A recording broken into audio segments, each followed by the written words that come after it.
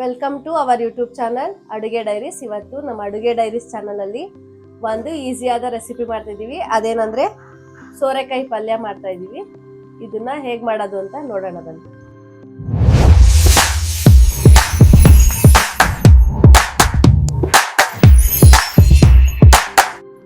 ಸೋರೆಕಾಯಿ ಸಿಪ್ಪೆನ ಎರ್ಕೋತಾ ಇದ್ದೀನಿ. ಮೊದಲು ಇದನ್ನ ಎರ್ಕೊಂಡು ಸಣ್ಣದಾಗಿ ಹಚ್ಕೋಬೇಕು. ಸೋರೆಕಾಯಿನ ನೀವು ಸ್ವಲ್ಪ ಸಣ್ಣದಾದ್ರೂ ತಗೋಬೋದು, ಸ್ವಲ್ಪ ದೊಡ್ಡದಾದ್ರೂ ತಗೋಬೋದು. ಈ ಸೋರೆಕಾಯಿ ತಿರುಳನ್ನು ಕೂಡ ತಗೋತಾ ಇದ್ದೀನಿ. ಈ ತಿರುಳಲ್ಲಿ ಕೂಡ ಒಂದು ರೆಸಿಪಿ ಮಾಡ್ಬೋದು, ಅದನ್ನ ಮಾಡಿದಾಗ ತಿಳಿಸ್ಕೊಡ್ತೀನಿ ನಿಮಗೆ. ಈ ಸೋರೆಕಾಯಿ ತಿರುಳನ್ನೆಲ್ಲ ತೆಗೆದಾಕ್ಬಿಟ್ಟು ಸಣ್ಣದಾಗಿ ಹಚ್ಕೋಬೇಕು. ಒಂದು ಜಾರ್ಗೆ ಕಾಯಿ ತುರಿ ಮತ್ತು ಒಂದು 4 ಹಸಿಮೆಣಸಿನ್ಕಾಯಿ, ಬೆಳ್ಳುಳ್ಳಿ, ಜೀರಿಗೆ ತಗೊಂಡಿದ್ದೀನಿ. ಇದನ್ನು ರುಬ್ಕೊಳ್ಳೋಣ. ಇವಾಗ ಸ್ವಲ್ಪ ಅರಿಶಿಣದ ಪುಡಿ ಹಾಕೋತಾ ಇದ್ದೀನಿ.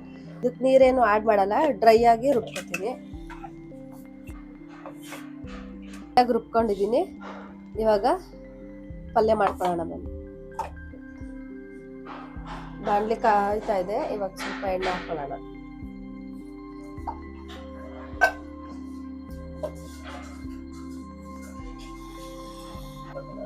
ಈಗ ಎಣ್ಣೆ ಕಾದಿದೆ. ಸ್ವಲ್ಪ ಸಾಸಿವೆ, ಜೀರಿಗೆ ಹಾಕೋತಾ ಇದ್ದೆ. ಒಗ್ಗರಣೆಗೆ ನಾನು ಉದ್ದಿನ ಬೇಳೆ, ಕಡಲೆಬೇಳೆ, ಕರ್ಬೇವಿನ ಸೊಪ್ಪು, ಸಣ್ಣದಾಗಿ 2 ಈರುಳ್ಳಿ ಹಚ್ಚಿಟ್ಕೊಂಡಿದ್ದೀನಿ. ಈಗ ಉದ್ದಿನ ಬೇಳೆ, ಕಡಲೆಬೇಳೆ ಹಾಕ್ತಾ ಇದ್ದೀನಿ.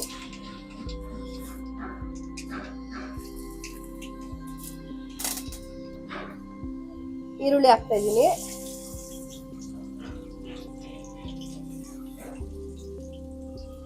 ಇವಾಗ ಕರ್ಬೇವಿನ ಸೊಪ್ಪು. ಸೋರೆಕಾಯಿ ಪಲ್ಯ ತುಂಬಾ ಈಸಿಯಾಗಿ ಮಾಡ್ಕೋಬಹುದು. ಇದು ಚಪಾತಿಗೆ, ಬಿಸಿ ಅನ್ನಕ್ಕೆ ಕೂಡ ಚೆನ್ನಾಗಿರುತ್ತೆ. ಸೋರೆಕಾಯಿ ಪಲ್ಯ ತುಂಬಾ ಈಸಿಯಾಗಿ ಮಾಡ್ಕೋಬಹುದು. ನೀವು ಕೂಡ ಮನೇಲಿ ಟ್ರೈ ಮಾಡಿ. ಹೇಗಿತ್ತು ಅಂತ ನಮ್ಮ ಚಾನಲ್ ಮೂಲಕ ಕಮೆಂಟ್ ಮಾಡಿ ತಿಳಿಸಿ.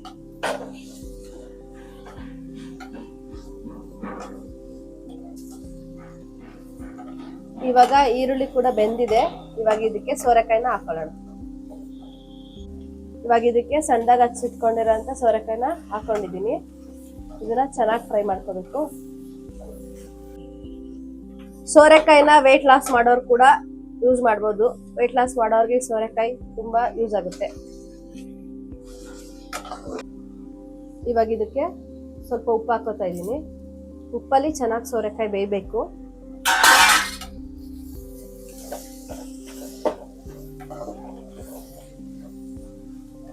ಬೇಯಕ್ಕೆ ಸ್ವಲ್ಪ ನೀರನ್ನ ಹಾಕೋತಾ ಇದ್ದೀನಿ.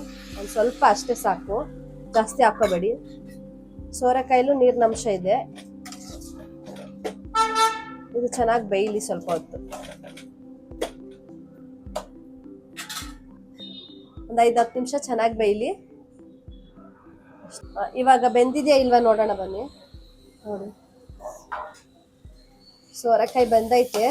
ಇವಾಗ ಇದಕ್ಕೆ ರುಬ್ಕೊಂಡಿರೋಂಥ ಮಿಶ್ರಣನ ಹಾಕೋಣ.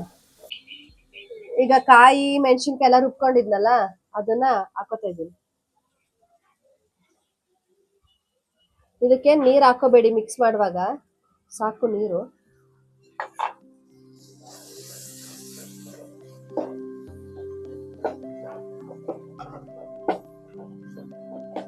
ಮಿಕ್ಸ್ ಮಾಡ್ಕೋತಾ ಇದ್ದೀನಿ. ಮಿಕ್ಸ್ ಆದ್ಮೇಲೆ 1-2 ನಿಮಿಷ ಬೇಯಕ್ಕೆ ಬಿಡೋಣ. ರುಬ್ಕೊಂಡಿದ್ ಕಾಯಿ ತುರಿ ಹಾಕೊಂಡ್ವಲ್ಲ, ಅದನ್ನ ಚೆನ್ನಾಗಿ ಮಿಕ್ಸ್ ಮಾಡ್ಕೊಳ್ಳೋಣ. 1-2 ನಿಮಿಷ ಬೇಯಲಿ, ಇದು ಹಸಿ ವಾಸನೆ ಹೋಗೋ ತನಕ. ಆಗಿದೆ, ಆಲ್ಮೋಸ್ಟ್ ಆಗಿದೆ ಸೋರೆಕಾಯಿ ಪಲ್ಯ. ಕೊನೆಯದಾಗಿ ಸ್ವಲ್ಪ ಕೊತ್ತಂಬರಿ ಸೊಪ್ಪು ಹಾಕಿದ್ರೆ ಸೋರೆಕಾಯಿ ಪಲ್ಯ ರೆಡಿ ಆಗಿದೆ. ಇವಾಗ ಸ್ವಲ್ಪ ಕೊತ್ತಂಬರಿ ಸೊಪ್ಪನ್ನ ಹಾಕೋತಾ ಇದ್ದೀನಿ.